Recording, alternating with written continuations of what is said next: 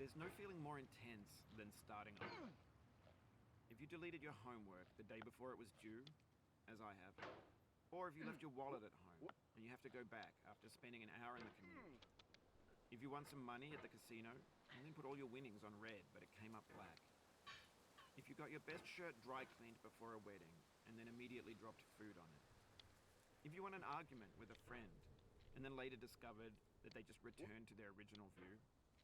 Starting over is harder than starting up. If you're not ready for that, like if you've already had a bad day, then what you're about to go through might be too much. Feel free to go away and come back. I'll be here. Alright, thanks for coming with me on this trip. I'll understand if you have to take a break at any point. Just find a safe place to stop and quit the game. Don't worry, I'll save your progress, always, even your mistakes. This game is a homage to a free game that came out in 2002, titled Sexy Hiking. The author of that game was Jazuo, a mysterious Czech designer who was known at the time as the father of B games. And B games are rough assemblages of found objects. Designers slap them together very quickly and freely, and they're often too rough and unfriendly to gain much of a following. They're built more for the joy of building them than as polished products.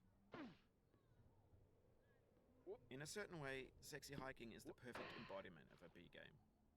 It's built almost entirely out of found and recycled parts, and it's one of the most unusual and unfriendly games of its time. In it, your task is simply to drag yourself up a mountain with a hammer. And that act of climbing, in the digital world or in real life, has certain essential properties that give the game its flavor. No amount of forward progress is guaranteed. Some cliffs are too sheer or too slippery. And the player is constantly, unremittingly in danger of falling and losing everything. Anyway, when you start Sexy Hiking, you're standing next to this dead tree that blocks the way to the entire rest of the game. It might take you an hour to get over that tree, and a lot of people never got past it. You prod and you poke at it, exploring the limits of your reach and your strength, trying to find a way up and over. And there's a sense of truth in that lack of compromise. Most obstacles in video game worlds are fake. You can be completely confident in your ability to get through them once you have the correct method or the correct equipment or just by spending enough time. In that sense, every pixelated obstacle in Sexy Hiking is real. The obstacles in Sexy Hiking are unyielding, and that makes the game uniquely frustrating. But I'm not sure Jazuo intended to make a frustrating game. The frustration is just essential to the act of climbing, and it's authentic to the process of building a game about climbing.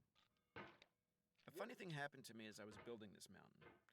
I'd have an idea for a new obstacle, and I'd build it, test it, and it would usually turn out to be unreasonably hard. But I couldn't bring myself to make it easier. It already felt like my inability to get past the new obstacle was my fault as a player rather than as a builder. Imaginary mountains build themselves from our efforts to climb them, and it's our repeated attempts to reach the summit that turns those mountains into something real. When you're building a video game world, you're building with ideas, and that can be like working with quickset cement. You mold your ideas into a certain shape that can be played with, and in the process of playing with them, they begin to harden and set until they're immutable, like rock. And at that point, you can't change the world. Not without breaking it into pieces and starting fresh with new ideas. For years now, people have been predicting that games would soon be made out of prefabricated objects, bought in a store and assembled into a world. And for the most part, that hasn't happened, because the objects in the stores are trash.